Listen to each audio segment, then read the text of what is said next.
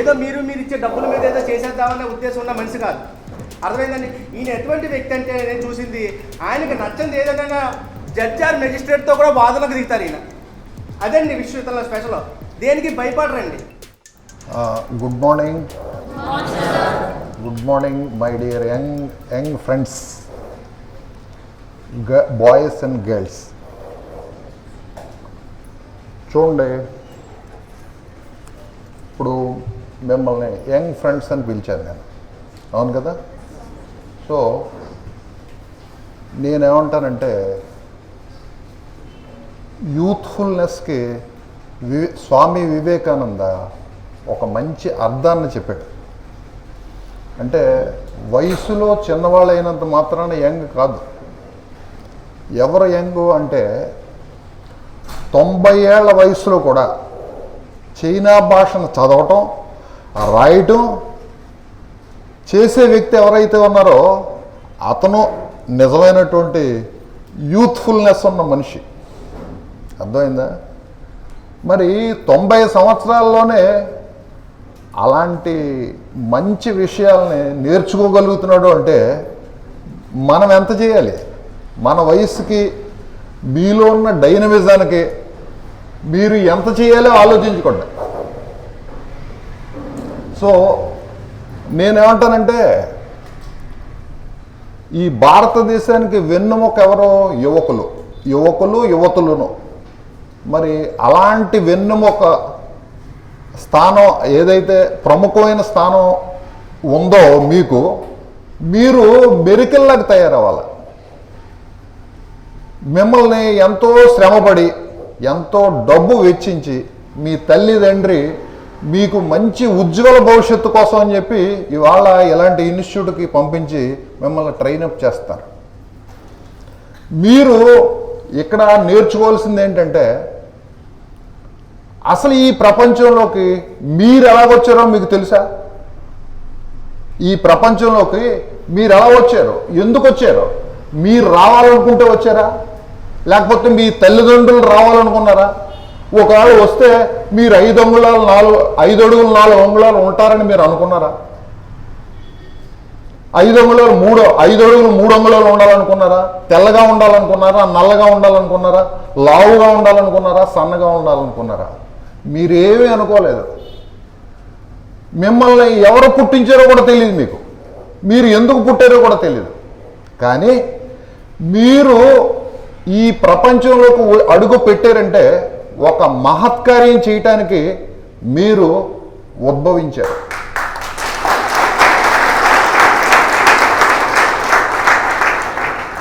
ఎందుకంటే మీకులాగే ఈ ప్రపంచంలో ఎంతోమంది జన్మిస్తున్నారు, కాలగమనంలో వయసు అయిపోయి ఏదో వృత్తి చేసుకుని మరణిస్తున్నారు. కానీ ప్రపంచంలోకి వచ్చిన ప్రతి మనిషి ఒక మంచి ఆశయం కోసం కనుక నిలబడితే ఈ ప్రపంచం అంతా మీ పేరు చెప్పకూడదు. ఒక నీల్ ఆర్మ్స్ట్రాంగ్ అనే వ్యక్తి ఉన్నాడు. అతను 1969 సంవత్సరంలో చంద్రుడి మీద కాలు పెట్టాడు తొలిసారిగా. మీరెందుకు పెట్టకూడదు? మీకు ఎప్పుడైనా పెట్టాలనిపించిందా? చంద్రుడి మీదకి వెళ్ళాలి మనం అడుగు పెట్టాలనిపించిందా? లేదు, అనిపించలేదు. కాబట్టి ఇక్కడ కూర్చున్నారు. మీ ఆశయం ఏంటి? ఒక పోలీసు సబ్ ఇన్స్పెక్టరో, లేకపోతే ఒక పోలీస్ కానిస్టేబులో, లేకపోతే ఒక పోలీస్ ఆఫీసర్ అవ్వాలని అనుకున్నారు. అందుకని మీరు ఇక్కడ ఉన్నారు. నేనేమంటానంటే, మీ ఆశయం చాలా ఉన్నతమైనది అయి ఉండాలి. బచేంద్ర పాల్ అనే ఒక మహిళ, భారతీయ మహిళ ఎవరెస్ట్ శిఖరాన్ని ఎక్కింది. మీలో ఎవరైనా అనుకున్నారా ఎవరెస్ట్ ఎక్కాలని? అనుకోవట్లేదు. మీరు వయస్సులో ఉన్నారో, యువరక్తం ఉంది మీలోను, కానీ మీకు ఆశయాలు లేవు. మీరు ఏదో జీవితం గడిపేద్దాం, అందరిలాగే మనం ఏదో కానిస్టేబుల్ తెచ్చుకుందాం, ఎస్ఐ తెచ్చుకుందాం, ఏదో ఎస్పీ గారు అవుదాం అనుకుంటున్నారా తప్ప మీకు ఉన్నతమైన లక్ష్యాలు కావాలి. ఉన్నతమైన లక్ష్యాలు ఎవరైతే ఏర్పరచుకుంటారో వాళ్ళకి సామాజికంగా అన్ని పరిస్థితులు కూడా కలిసి వస్తాయి. మనకు తెలియకుండానే మన ఆశయాన్ని బట్టి మనకు అన్నీ సమకూరతాయి. అదే ప్రకృతి. ఆ ప్రకృతి ఎవరో కాదు, అందరూ ప్రకృతినే దేవుడు అని చెప్తారు. ఒకడు జీసస్ క్రైస్ట్ అంటే, ఒకడు బుద్ధిస్ట్ అంటే, ఒకడు రాముడు అంటే, ఒకడు వినాయకుడు అంటే. వాళ్ళకి పేర్లు పెట్టారే తప్ప మీ చుట్టూరు ఉన్నదే ప్రకృతి పరమైనటువంటి ఒక శక్తి ఉంది. మీలో ప్రతి ఒక్కరూ ఒక ఆటం బాంబు లాంటి వాళ్ళు. మీరు అర్థమైందా? మీరు ఒక శక్తి కేంద్రం. మీలో అనంతమైన శక్తి నిబిడీకృతం ఉంది. ఆ శక్తిని వెలికి తీసి ఒక దాని మీద మీరు ఫోకస్ చేస్తే మీ ఆబ్జెక్టివ్ని మీరు అచీవ్ చేయగలరు. మీలో అంత శక్తి ఉంది. అయితే మీరేం చేస్తున్నారు? మేము చేయలేమేమో, లేకపోతే ఇన్ని పుస్తకాలు చదవలేమేమో, ఇంతమంది కాంపిటీషన్ ఉన్నారు, 10,000 మంది వెళ్తున్నాం, 10 పోస్టులే, ఈ పోస్ట్ నేను కొట్టగలనా, ఇలాగే ఆలోచిస్తున్నారు. అలాగా మీలో నిస్త్రాణమైన శక్తిని మేల్కొల్పి మీరు కనుక ఉద్యుక్తులైతే మీ ఆశయాన్ని ఖచ్చితంగా సాధిస్తారు మీరు.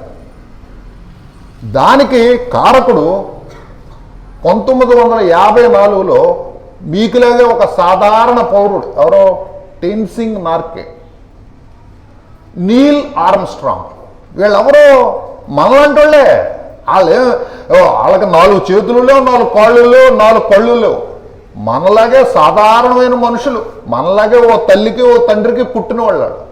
కాకపోతే వాళ్ళ ఉన్నత ఆశయాలను ఏర్పరచుకున్నారు. ఆ ఆశయం వెనకాలే నిరంతరం శ్రమపడి పరిగెట్టారు. మరి మీరెందుకు చేయకూడదు? అలాంటి వ్యక్తుల్ని ఎంతో మంది ఉన్నారు మన ముందు, మహాత్ములని చెప్పడానికి. వాళ్ళందరినీ మీరు ఎందుకు బాసటగా తీసుకుని ప్రయాణం చేయరు? మీరు చేయకపోవడం మీ తప్పు. మీరు కృంగిపోవలసిన అవసరం లేదు. మీరు చక్కగా మీకేం కావాలి అన్నది ముందు మీకు తెలిస్తే ఆ ఆశయం వెనకాల మీకు ఒక నిబద్ధత కావాలి, ఒక నియమం కావాలి. ఆ నియమానుసారం కనుక మీరు ప్రయత్నం చేస్తే సాధనమున పనులు సమకూరు ధరలోన అన్నారు. అంటే అర్థం ఏంటి? ఈ భూమి మీద ఎవరైతే సాధన చేస్తారో వాళ్ళకి పనులన్నీ సమకూరుతాయని. ఈ ఎక్కడి నుంచి వచ్చింది ఇది గోడ మీద రాసుకునేది కాదు. సత్యమేవ జయతే అని గోడ మీద ఉంటుంది. అంటే ఏంటి? సత్యం ఎవరు మాట్లాడతారో జయిస్తారండి. అంటే అది గోడ మీద నేర్పి మనకి, గోడ మీద రాసి మనకి ఎందుకు నేర్పుతున్నారు అంటే మనం సత్యం చెప్పలేదనే కదా అర్థం. అవునా? సత్యం అందరూ చెప్పేలా ఉంటుంది, గోడ మీద రాసి మనల్ని నేర్చుకోమన్నమాట ఏంటి? అంటే ఈ మనుషులందరూ కూడా అసత్యంతోనే ప్రయాణం చేస్తున్నారు. అలా చేయకూడదు. సత్యాన్ని వెలికి తీసే ఆసక్తి మీకుంటే, వాస్తవాన్ని అంగీకరించే ధైర్యం మీకుంటే, సత్యాన్ని వెలికి తీసే ఆసక్తి ఉండాలి, వాస్తవాన్ని అంగీకరించే ధైర్యం ఉండాలి. అలాగే మూఢనమ్మకాలని తెగనాడే తెగింపు కావాలి. ఇవన్నీ ఉంటే కనుక మీరు చీకట్లో ఉన్న మీరు వెలుతురులోకి వస్తారు. అప్పుడు మీరు ఈ ప్రపంచంలో ఏ ఒక్క వ్యక్తికి కూడా భయపడక్కర్లేదు. అర్థమైందా? మీలో కపటం, వంచన, నటన, ఇదే 3 లక్షణాలు ఉంటే మిమ్మల్ని ఎవ్వరూ కూడా నమ్మరు. ఈ 3 లక్షణాలు లేకపోతే అందరూ మిమ్మల్ని గౌరవిస్తారు.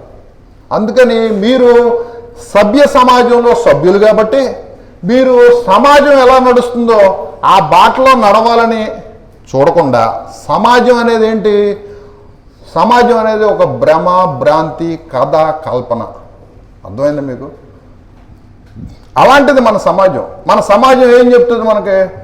ఎవరి ఇంట్లోకైనా కొత్తగా పెళ్లి కూతుర్ని ఇంట్లోకి పంపించారనుకోండి, కుడికాలు పెట్టమంటారు. అవునా?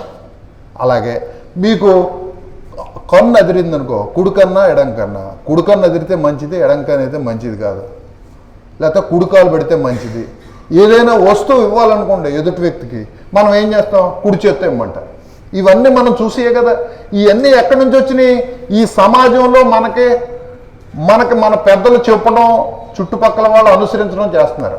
నేనేమంటానంటే ఇవన్నీ కూడా మూఢనమ్మకాలు. ఎందుకు మూఢనమ్మకాలు అన్నది కూడా చెప్తున్నాను మీకు.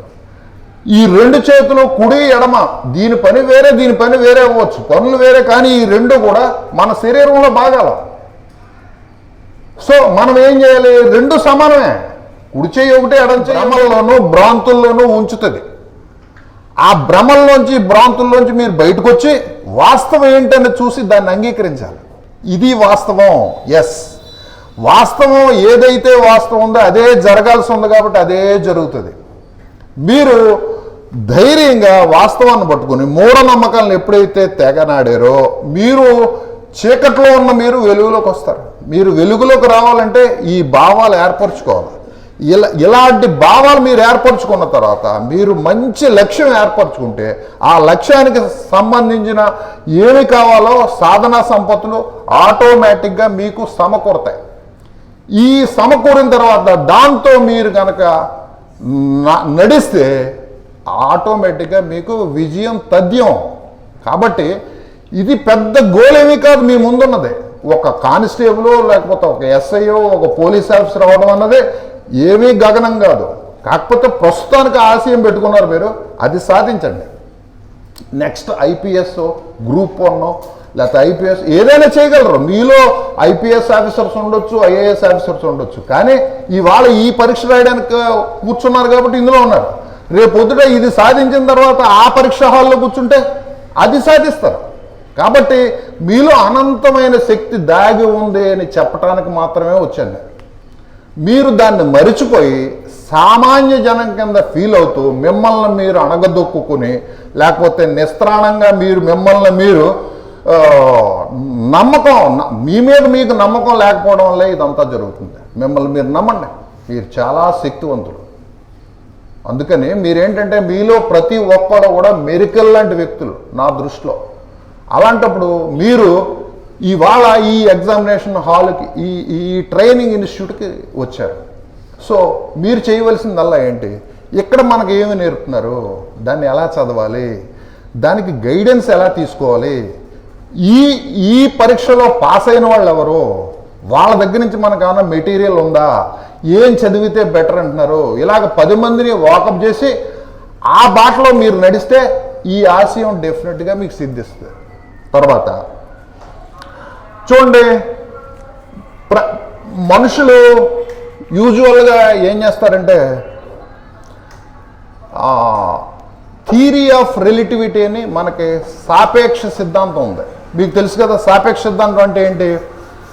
మీరు పొడుగ్గా ఉన్నారా పొట్టుగా ఉన్నారంటే మీరు ఏం చెప్తారు, పొడుగా పొట్ట, పొడుగు, అంతే కదా. ఎలా చెప్పగలరు మీరు పొడుగని. మీరు పొట్టిగా ఉన్న వ్యక్తి పక్కన నుంచుంటే మీరు పొడుగు, మీకంటే పొడుగ్గా ఉన్న వ్యక్తి పక్కన నుంచుంటే మీరు పొట్టి, అంతే కదా. సో ఇది ఎక్కడి నుంచి వచ్చింది, ఈ సాపేక్ష సిద్ధాంతం నుంచి వచ్చింది, థియరీ ఆఫ్ రిలేటివిటీ.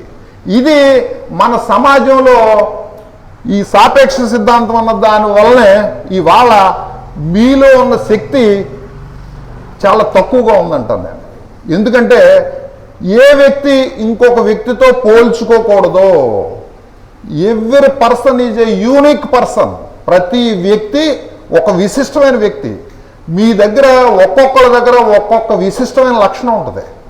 ఆ లక్షణం ఏంటో మీరు తెలుసుకోగలిగితే, ఆ లక్షణాన్ని కనుక మీరు ఇంప్రూవ్ చేసుకోగలిగితే మిమ్మల్ని మించిన వ్యక్తి ఎవరో లేరు. మీకు ఒక టాలెంట్ ఉంటుంది, ప్రతి వాళ్ళలోనూ ఒక టాలెంట్ ఉంటుంది. ఒకళ్ళు అందంగా మాట్లాడగలరు, ఒకళ్ళు చక్కగా రాయగలరు, రైటింగ్ స్కిల్, మాట్లాడే స్పీచ్, అలాగే ఒకళ్ళు ఎక్స్ప్లెనేషన్ బై ఎనలైటికల్గా ఆలోచించగలరు, ఒకళ్ళు తార్కికంగా ఆలోచించగలరు. ఇలాగ అనేక రకాల స్కిల్స్ ఉంటాయి మీలో. ఏవి స్కిల్ మీలో దాగి ఉంది అనేది మిమ్మల్ని మీరు సాధన చేసుకోగలిగితే అది బయటకు వస్తుంది. అది కనుక మీకు తెలిస్తే మీరు ఆ ఫీల్డ్లో టాప్ అయిపోతారు. అర్థమైంది మీకు. సో ఏది ఈ సృష్టిలో ఏది పనికిరంది లేదు, అన్నీ పనికొచ్చేవి. ఈవెన్ తల వెంట్రుకలు కూడా పనికొస్తాయి. తెలుసా మీకు, తల వెంట్రుకలు కూడా తిరుపతి వెళ్తున్నాం మనం అందరం తల ఇచ్చేస్తున్నాం, అక్కడ బోల్డ్ సవరం పోగేస్తారు, దీన్ని కోట్ల రూపాయలకు అమ్ముతారు. అర్థమైంది మీకు. మనకు ఎందుకు కానిది అని అనిపిస్తుంది, కానీ ఎందుకు కానిది ఏ వస్తువు లేదు, అన్నీ యూజ్ఫుల్లే. అలాగా ప్రతి మనిషి కూడా కొన్ని గుడ్ క్వాలిటీస్తో పుడతాడు. ఇంబైబ్డ్ క్వాలిటీస్ అంటాం. అంటే ఏంటి, నిక్షిప్తమైనటువంటి కొన్ని సుగుణాలతో పుడతాడు. ఆ సుగుణం ఏంటి అన్న తెలుసుకోగలిగితే దానికి మీరు సానబట్టాలి, పాలిష్ చేయాలి. మీరందరూ వజ్రాలు లాంటి వాళ్ళు. మీకు పాలిష్ చేస్తే డెఫినెట్గా బాగా ఫ్లరిష్ అయ్యి ఈ సంఘంలో మీ కాళ్ళ మీద మీరు నిలబడడం, మీ తల్లిదండ్రుల గౌరవం ఇనుమడింపజేయడం కాకుండా పరులకు సేవ చేయడానికి కూడా మీరు ఎంతోమంది చేయగలిగే స్థాయిలోకి వస్తారు మీరు. అది తెలుసుకోండి. అలాగే నేనేమంటానంటే ఈ ప్రపంచంలోకి వచ్చిన ప్రతి వ్యక్తి కూడా ఈ ప్రపంచం అనేది ఒక అద్భుతం. ఎందుకు అద్భుతమో చెప్తాను. ఈ క్షణం నేను ఎలా నుంచున్నాను, ఒక గంట తర్వాత ఇలా మొన్నాను, ఇలా అంటున్నాను. ఇదే సైన్ ఇంకొక మరో నిమిషం ఉంటుందా? ఉండదు. అంటే ఏం జరిగినా ఒక క్షణమే, ఎలాంటి సంఘటన జరిగినా ఒక క్షణమే. మళ్ళీ నేను వచ్చి ఇలా నుంచుని ఇలాగ ఇదే మాట మాట్లాడగలిగే పరిస్థితి లేదు. అంటే every minute is subject to change. అంటే ప్రతిదీ మార్పు అవుతూ ఉంటుంది నిరంతరం. కాబట్టి ఈ ప్రపంచంలో ఒకసారి చూసిన దాన్ని అదే స్థితిలో ఇంకొకసారి చూసే పరిస్థితి మనకు లేదు. కాబట్టి ఇది అద్భుతం. మనం ఏమనుకుంటాం, ఈ లోకం కంటే ఏదో స్వర్గలోకం ఉందేమో లేకపోతే ఇంకోటి ఏదో ఉందేమో, అది చాలా గొప్ప కాదు. ఇదే అద్భుతమైన ప్రపంచం. ఈ ప్రపంచంలోకి మీరు వచ్చారు అంటే కొన్ని అద్భుతాలు మీ చేత సృష్టింపబడాలి. అది గుర్తుపెట్టుకోండి. మీరు ఊరికనే రాలేదు. ఏదో తినేసి హాయిగా పడుకుని మన్నాడు లేచి జాబ్ చేసి మళ్ళీ వచ్చి పిల్లల్ని కానీ ఆ తర్వాత పెద్దోళ్ళే ఆ తర్వాత చచ్చిపోవడానికి కాదు.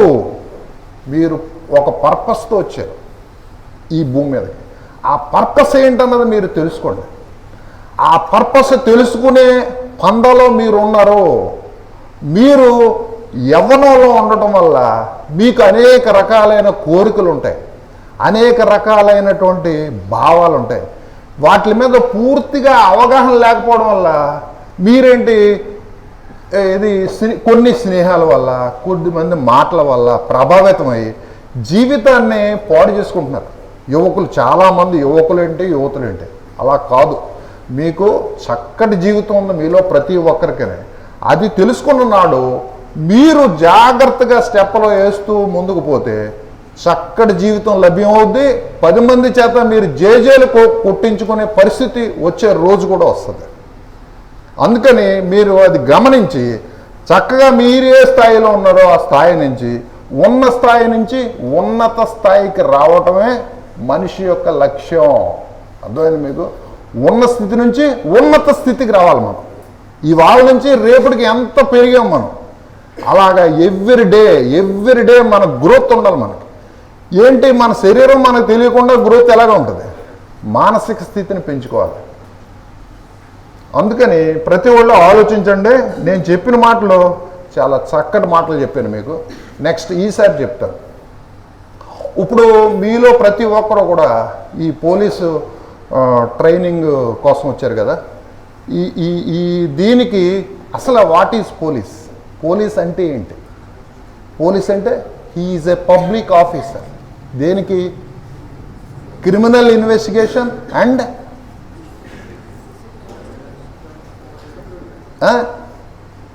చెప్పండి, లీగల్ ఇన్వెస్టిగేషను, క్రిమినల్ ఎమర్జెన్సీస్. అర్థమైంది మీకు? సో పోలీస్ అనే వాళ్ళు ఎవరు అంటే they are a group of persons, group of people. వాళ్ళు ఏం చేయాలి? చట్టాన్ని అమలు చేయాలి. To execute law. అసలు లా అంటే ఏంటి? మీరు ఎవరికైనా అవగాహన ఉందా? చట్టం అంటే ఏంటి? చట్టం అంటే ఏంటంటే ఈ ఎవరైతే ఈ భూమి మీద ఉన్నారో భూమి మీద ఉన్నటువంటి మనుషుల యొక్క కాండక్ట్ అంటే వాళ్ళ యొక్క ప్రవర్తనని రెగ్యులేట్ చేసేది. To regulate the human conduct is the law. Law అనేది ఏం చేస్తే వాళ్ళ కాండక్ట్ని రెగ్యులేట్ చేస్తుంది. ఎలాగ రెగ్యులేట్ చేస్తే అంటే మీరు రోడ్డు మీద వెళ్తున్నారు కదా. రోడ్డు మీద వెళ్తున్నప్పుడు రూల్ ఆఫ్ రోడ్ ఏం చెప్తుంది మనకి? ఎడమ చేతి వైపున వెళ్ళాలి. అంటే ఎందుకు అలా చెప్తుంది? కుడి చేతి వైపున ఎందుకు వెళ్ళకూడదు, ఎడమ చేతి వైపున ఎందుకు వెళ్ళాలి అంటే మీకు ఎదురుగా వచ్చే వ్యక్తి మీరు ఎడమ చేతి వైపు వెళ్తే అతను ఎడమ చేతి వైపు వస్తే ఏమైంది? ఇద్దరికి కొల్యూషన్ లేదు. అర్థమైంది మీకు? సో మీ ఇద్దరికి యాక్సిడెంట్లు అవాయిడ్ అవుతాయి, జరగవు. అర్థమైంది మీకు? అంచేత ఏంటి? ఒక సిస్టమేటికల్గా మనిషిని తీర్చిదిద్దడానికే ఉపయోగపడేదే లా. సో అలాగా మనిషి యొక్క జీవితంలో ప్రతి అంశాన్ని నియంత్రించడం కోసం పుట్టిందే చట్టం. ఈ చట్టాన్ని అమలు చేయవలసిన వాళ్ళు ఎవరు? పోలీస్. సో పోలీస్కి ఏం కావాలి? చట్టాల మీద సదా అవగాహన కావాలి. చట్టం అంటే ఏంటి అన్న తెలియాలి, చట్టాన్ని ఎలాగ దాన్ని అమలు చేయాలో తెలియాలి. అసలు చట్టం అంటే ఏంటి, అసలు ఎన్ని చట్టాలు ఉన్నాయి, ముఖ్యంగా పోలీసు వారికి ఏమి చట్టాలు కావాలి అంటే, ఈ సొసైటీలో అనేక నేరాలు జరుగుతుంటాయి. ఈ నేరాలని నియంత్రించాలి కదా.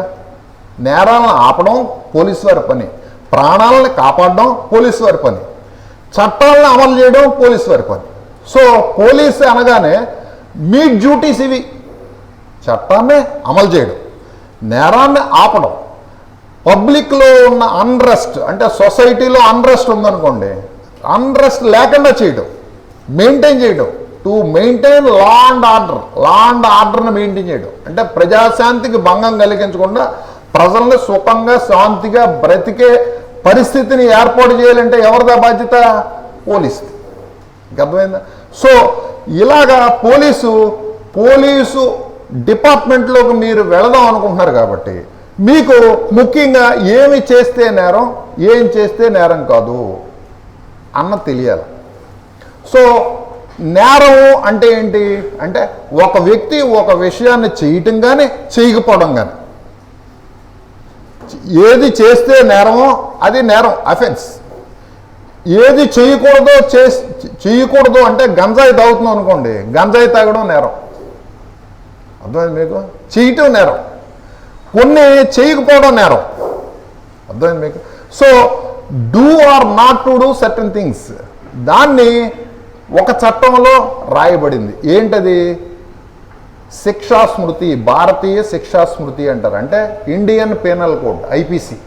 సో ఈ ఐపీసీ అనే చట్టంలో లిస్ట్ ఆఫ్ అఫెన్సెస్ ఉంటాయి.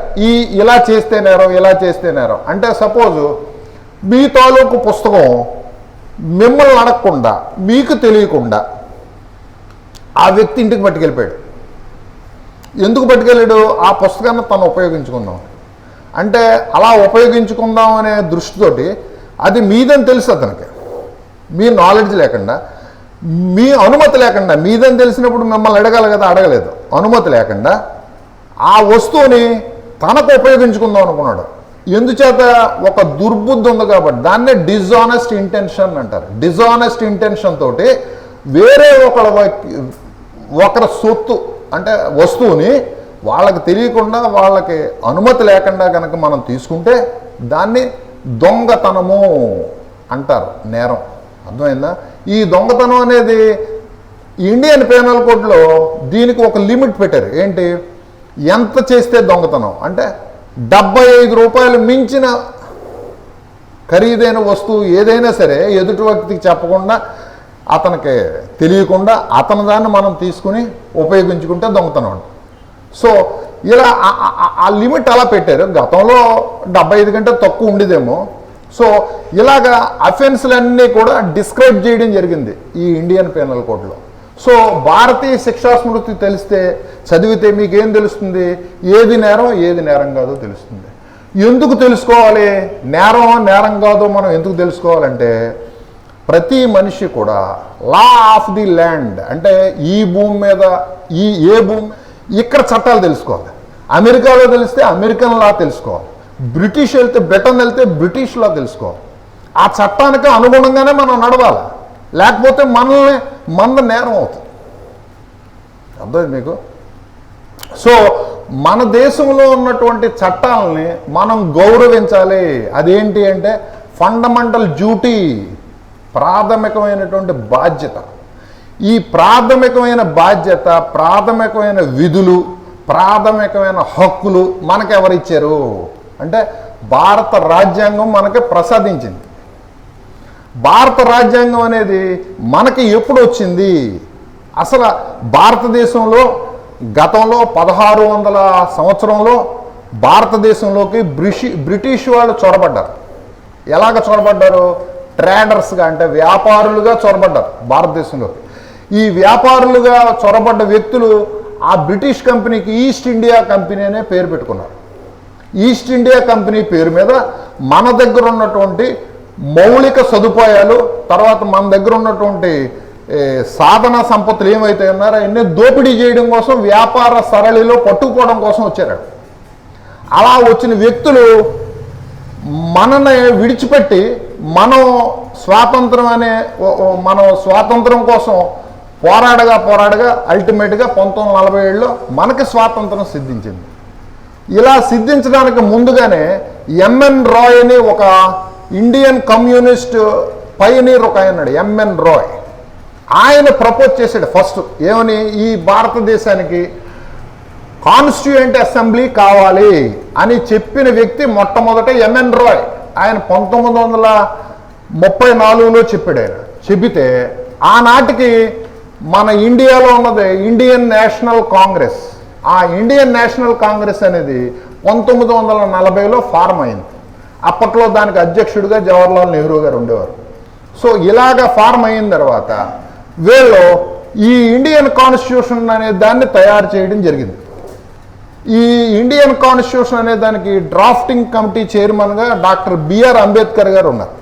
సో ఆయన ఏవైతే ఇండియాలో ఉన్న జనాలకి ఏమి అవసరం, తర్వాత ప్రెసిడెంట్ అంటే ఎవరో, గవర్నర్ అంటే ఎవరో, ప్రైమ్ మినిస్టర్ ఎవరో, మినిస్టర్స్ ఎవరో, స్టేట్ గవర్నమెంట్ ఏంటి, సెంట్రల్ గవర్నమెంట్ ఏంటి, ఇలాగా ప్రతి ప్రభుత్వంలో అనేక సిస్టమ్స్ ఏర్పరిచి అది ఏ సిస్టమ్కి దానికి పవర్ ఏంటి, బాధ్యత ఏంటి, ఇవన్నీ ఏర్పరిచారు.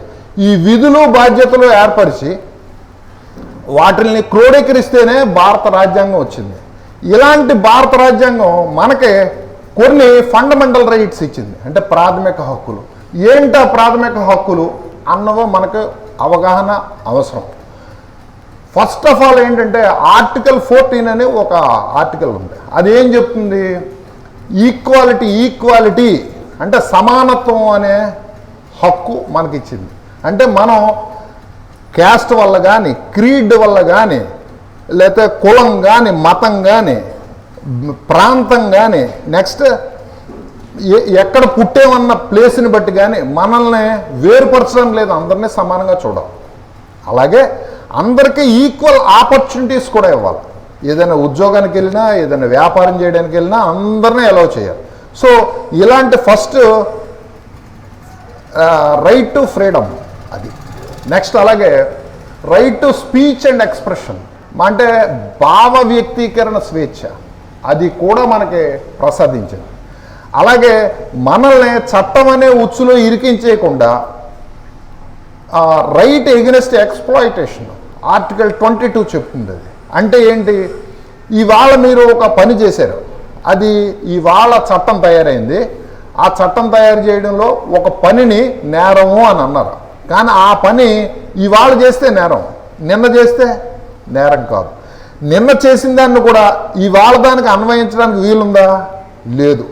ఎందుకని, చట్టాలన్నీ కూడా ప్రాస్పెక్టివ్ ఇన్ ఆపరేషన్. ప్రాస్పెక్టివ్ అంటే ముందుకే వెళతాయి, అంటే ఇవాళ ఏ రోజు తయారైందో ఆ రోజు నుంచి ముందుకి అప్లికబిలిటీ అనేది ఫ్రంట్గా ఉంటుంది, ఫ్యూచర్. సో అలా కాకుండా రిట్రోస్పెక్టివ్ ఎఫెక్ట్ అంటారు, అంటే బ్యాక్వర్డ్కి వెళ్ళి ప్రశ్న లేదు. దాన్నే ఎక్స్పోర్ట్ ఫాస్టో లా అంటారు. అంటే ఏంటి, చట్టాలు ఎప్పుడు కూడా ఆనాటికి ఉన్నటువంటి పరిస్థితుల మీద ముందు వరకే ఆపరేషన్ ఉంటుంది. సో అలాంటిది. అలాగే మీకు రైట్ టు రిలీజియన్ అంటే ఎవరి మతాన్ని వాళ్ళు పాటించవచ్చు, మత స్వేచ్ఛ. అలాగే రైట్ టు మూమెంట్, మీరు ఇప్పుడు ఇక్కడి నుంచి బయలుదేరి ఢిల్లీ వెళ్ళొచ్చు, మీరు అవసరం అనుకుంటే కెనడా వెళ్ళొచ్చు, ఎక్కడికైనా వెళ్ళొచ్చు. అంటే సంచరించే హక్కు ప్రతి మనిషికి, చదువుకునే హక్కు, అర్థమైంది మీకు. అలాగే అసెంబ్లీ అంటే సమావేశం అయ్యే హక్కు. సో ఇలాంటి హక్కులన్నీ మనకి ఎవరిచ్చారు, భారత రాజ్యాంగం ఇచ్చింది. సో ఈ హక్కుల మీద మీకు మినిమం అవగాహన ఉండాలి. ఈ అవగాహన కూడు ఉంటే మీరు ఎవరైనా కనుక, మీరు రేపొద్దుట కాకినాడ నుంచి మీ ఊరు రాజమండ్రి వెళ్తుంటే నువ్వు రాజమండ్రి వెళ్తున్నావుటే, రోడ్డు మీద వెళ్తున్నావుటే అని ఎవరన్నా ఆపుతాడు. ఆపగానే మీరు ఏం చెప్పాలి సమాధానం, నన్ను ఆపవలసిన పని ఏంటి? ఎక్కడికైనా రైట్ టు మూమెంట్ అయినా హక్కు ఉంది నాకు, భారత రాజ్యాంగం ఇచ్చింది, నువ్వెవరు ఆపడానికి అని అడగగలిగిన స్థైర్యం మీకు కావాలి. ఎప్పుడు వస్తుంది అది? మీకు అవగాహన ఉంటేనే కదా, లేకపోతే ఏం అడగగలరు? అంచేత ఏంటి లా ఆఫ్ ది ల్యాండ్ ఏంటి అన్నది మీరు ఈ భూమి మీద ఉన్న ఏమి చట్టాలు ఉన్నాయని దాని మీద మినిమం అవగాహన ఉండాలి. మీకు ఉంటే మీరు చక్కగా మీ జీవితాన్ని నిర్వహించుకోవడంలో ఏ విధమైన ఆటంకం లేకుండా మీకు జరుగుతూ ఉంటుంది. సో అది నెక్స్ట్ చూడండి, శిక్షా స్మృతి చెప్పాను మీకు. నెక్స్ట్ మీరు పోలీస్గా స్టేషన్లో కూర్చుంటారు, ఎవరో వచ్చి సార్ ఇలా జరిగిందండి అనేదో మీకు కంప్లైంట్ ఇస్తారు. ఇలాగ కంప్లైంట్ ఇచ్చినప్పుడు అక్కడ జరిగింది ఏంటి అంటే నేరం అయితే కదా మీ దగ్గరికి రావటం, ఒక సహాయం కోసం వస్తాడు. అలా వచ్చినప్పుడు మీరు ఈ నేరాలు 2 రకాలు, తీవ్రమైన నేరం, తీవ్రం కాని నేరం, నేరాలు రెండే రకాలుగా వర్గీకరింపబడ్డాయి. Cognizable offence, non cognizable offence. So తీవ్రమైన నేరం అంటే ఎవడో చంపేసేయండి అన్నాడు అనుకో, అది తీవ్రమైన నేరం. ఇమీడియట్గా మీరు ఏం చేయాలి? అతని దగ్గర కంప్లైంట్ తీసుకోవడం, మీరు ఎఫ్ఐఆర్ నమోదు చేస్తారని వింటారు. ఎఫ్ఐఆర్ అంటే ఏమీ లేదు, ఫస్ట్ ఇన్ఫర్మేషన్ రిపోర్ట్. అంటే ముందుగా ఎవరు సమాచారం ఇచ్చారో ఆ సమాచారాన్నే ఎఫ్ఐఆర్ అంటారు, అంతకంటే ఏమీ లేదు. ఎఫ్ఐఆర్ అనేది it is not an encyclopaedia.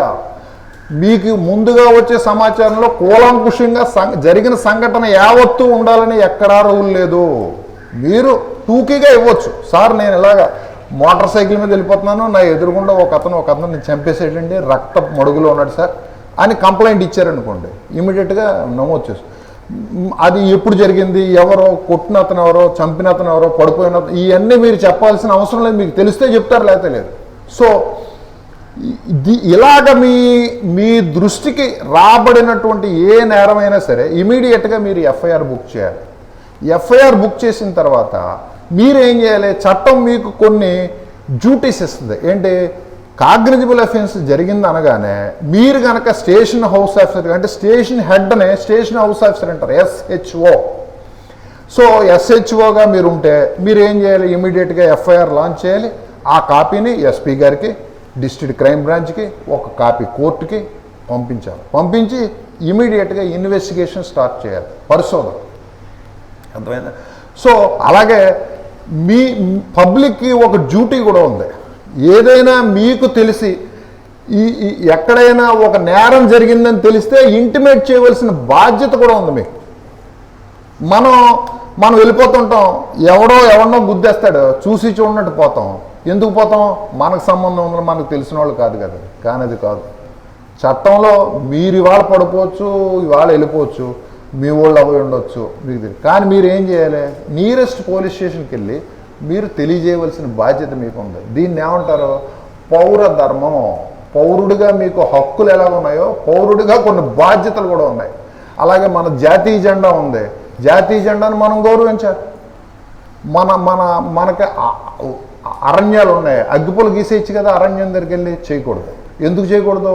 అరణ్యాలని, ఎన్విరాన్మెంట్ని కాపాడే బాధ్యత ఉంది మనకి, అది ఫండమెంటల్ డ్యూటీ. సో ఇవి మీకు స్పృహ కలగాలి. మన చుట్టూరు ఏమున్నాయి? ఇప్పుడు అరణ్యాలను ఎవరు ఏర్పరిచారు చెప్పగలరా మీరు? ఎవరైనా? సముద్రాన్ని ఎవరు ఏర్పరిచారు? ఆకాశాన్ని ఎవరు ఏర్పరిచారు? తెలీదు కదా. ఆకాశాన్ని, సముద్రాన్ని, భూమిని ఎవరు ఏర్పరిచారు తెలియదు. కానీ అరణ్యాన్ని మట్టుకు ఏర్పరిచిన వాళ్ళు ఎవరు?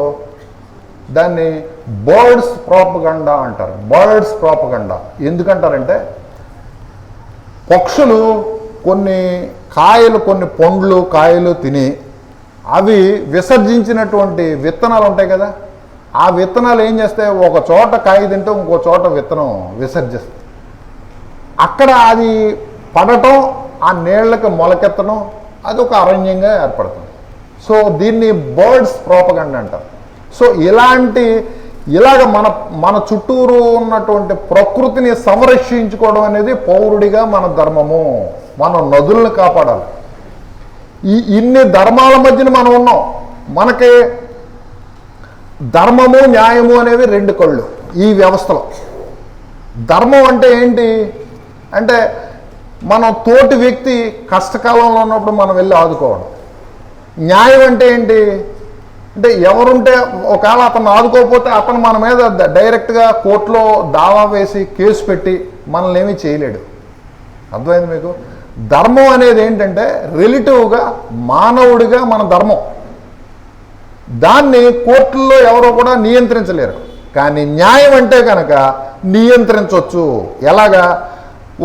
ఒక తల్లి కానీ తండ్రి కానీ అన్న కానీ ఆకలికి అలమటించిపోతే మనం ఏం చేయాలి? వాళ్ళకే ఆహారాన్ని అందివ్వాల్సిన పూచి బాధ్యత మన మీద ఉంది. అది లీగల్ బర్డెన్. చాలామంది చూడండి, ఇప్పుడు భార్యాభర్తలు ఒకరితో ఒకరు కలహించుకుని ఒకరి మీద ఒకరు కేసులు పెట్టుకుంటారు, మనోవర్తి కేసు అంటారు. మరి భార్యను పెళ్లి చేసుకున్నంత మాత్రాన మనోవర్తి ఇవ్వాలా?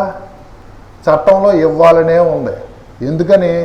ఆ అమ్మాయిని అగ్నిసాక్షిగా పెళ్లి చేసుకుని ఆ అమ్మాయితో కాపురం చేసి ఆ అమ్మాయి సేవలు పొంది ఆ అమ్మాయిని అభాగ్యురాలను చేసి పిల్లల్ని వదిలేసి బాధ్యత లేకుండా వెళ్ళిపోతే చట్టం ఒక హక్కు ఇచ్చింది. దాన్ని 125 CRPCలో చెబుతారు.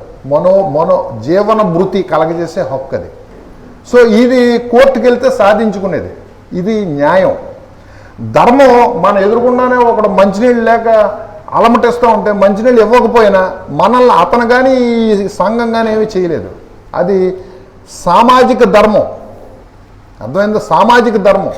దాన్ని వ్యక్తిగా మనం సమాజంలో బ్రతుకుతున్నాం కాబట్టి మనలాంటి తోటి మనిషి అనే స్పృహతోటి అతనికి మనం తీసుకెళ్ళి కల్పించేటటువంటి వ్యవహారమే తప్ప లీగల్గా అతనికి మనకి రిలేషన్ లేదు. ఇక్కడ భార్యాభర్తలకి రిలేషన్ ఉంది.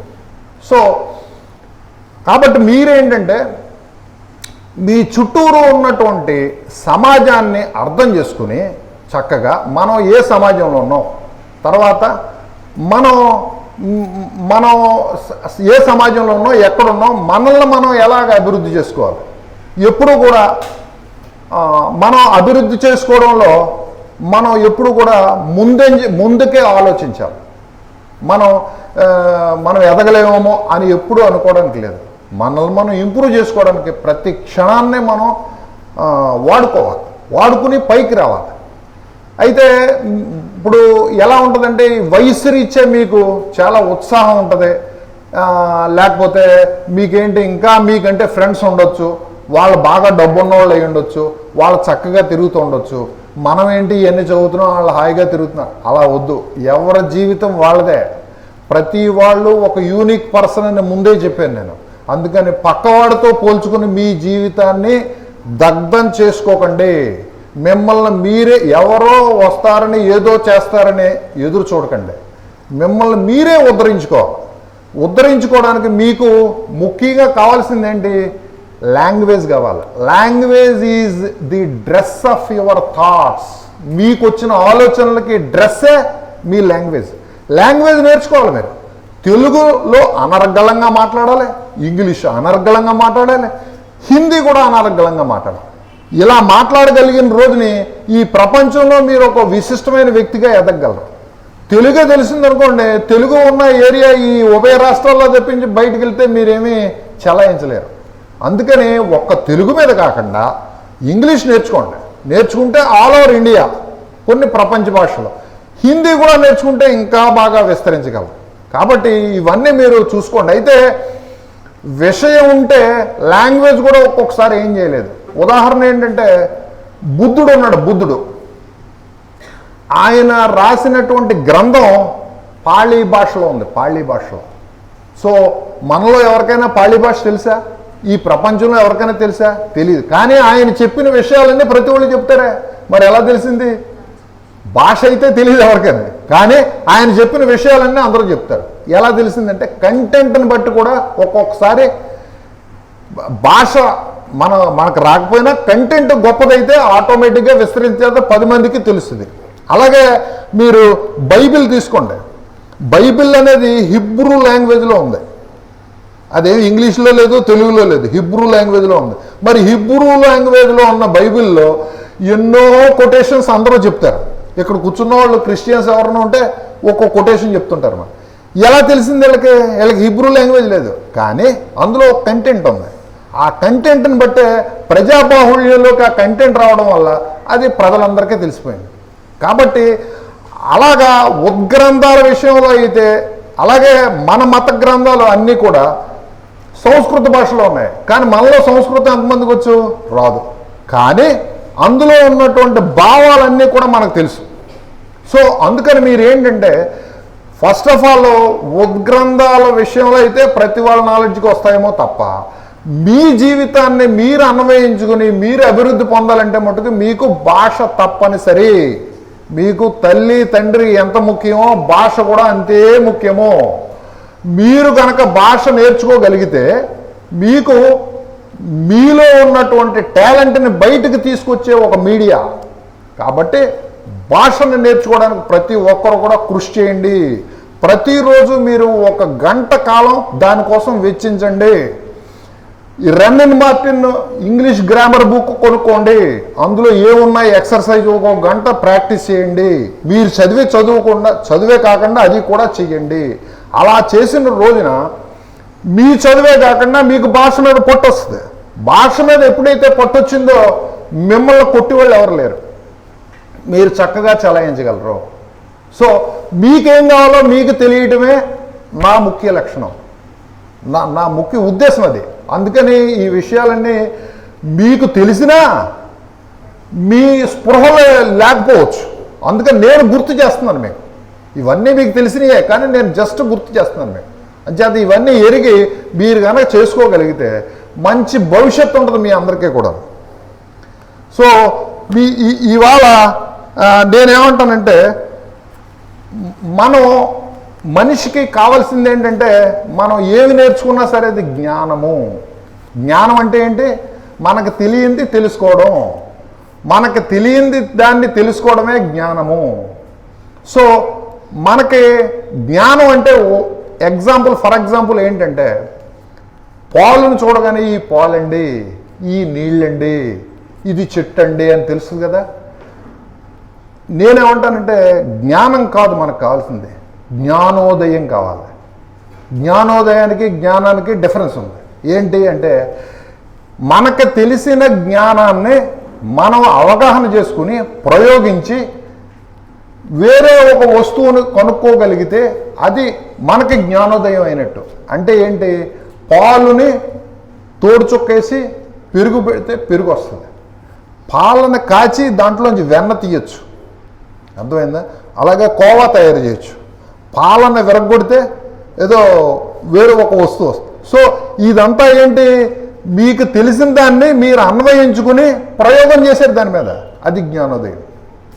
సో మనకు కావాల్సింది ఏంటి? జ్ఞానం కాదు. జ్ఞానం అంటే ఇలా పుస్తకంలో చదివేసి అలా పక్కన పడేసేది కాదు, జ్ఞానోదయం కావాలి. దీనికి చిన్న ఎగ్జాంపుల్ చెప్తారు. ఇప్పుడు సినిమా యాక్టర్ ఎవరో ఒక యాక్టర్ని చెప్పండి. ఆయనకి ఇప్పుడు బాలకృష్ణ గారు ఉన్నారు, ఆయన జుట్టు బాగానే ఉంది. జుట్టు లేని వాళ్ళు ఉంటారు, అంటే ఏంటి? బాల్డ్ హెడ్ ఉన్నవాళ్ళు. సో బాల్డ్ హెడ్ ఉన్న వ్యక్తి విగ్గు పెట్టుకుంటాడు చక్కగా కనిపించడానికి. సో ఈ విగ్గు పెట్టుకున్న వ్యక్తి రోడ్డు మీద వెళ్తుంటే పెద్ద గాలి వచ్చింది. గాలి రాగానే అవుద్ది, విగ్గు ఎగిరిపోదు. అర్థమైంది మీకు? కానీ అదే మరి తల ఉన్నవాడు, చక్కటి తల ఉంది, అతను వెళ్తున్నాడు రోడ్డు మీద, గాలి వచ్చింది, మరి తల పోద్దా? తల పోదు. అలాగా జ్ఞానం ఉంటే ఎగిరిపోద్ది, అది విగ్గు లాంటిది. జ్ఞానోదయం ఉందనుకో, అది విగ్గు లాంటిది కాదు, మీకు ఉపయోగపడదు. సో అంచేత ఏంటంటే మీరందరూ చేయవలసింది ఏంటి? మీకు తెలిసిన విషయాన్ని మీ జీవితానికి అన్వయించుకుని దాని ద్వారా మీరు ప్రయోగించి కనుక మీరు చేయగలిగితే మీకు జ్ఞానోదయం అయినట్టు. జ్ఞానోదయం ఎప్పుడైతే అయిందో మీ జీవితం ఆటోమేటిక్గా బాగుపడిపోద్ది.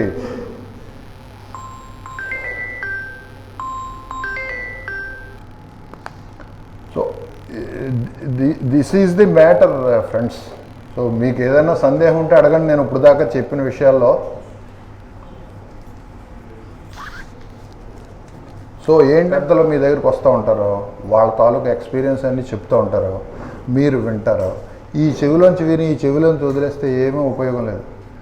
చెప్పిన దాన్ని చక్కగా మీరు ఒకసారి మననం చేసుకుని దాన్ని ఎందుకు చెప్పారు మనకి, ఈ విషయం మీకు తెలియాల్సి ఉంది ఇవాళ నా ద్వారా. ఐఎమ్ ఓన్లీ ఏ మీడియా, అర్థమైందా? నా గొప్పతనం కాదు ఇది. నాకు ఈ ప్రకృతిలో నిబిడీకృతమైన శక్తి నా చేత మీకు చెప్పించింది ఇది ఒక దిస్ ఈజ్ ఎ మెసేజ్, అర్థమైంది మీకు? సో ఈ మెసేజ్ మీకు ఇప్పించారు.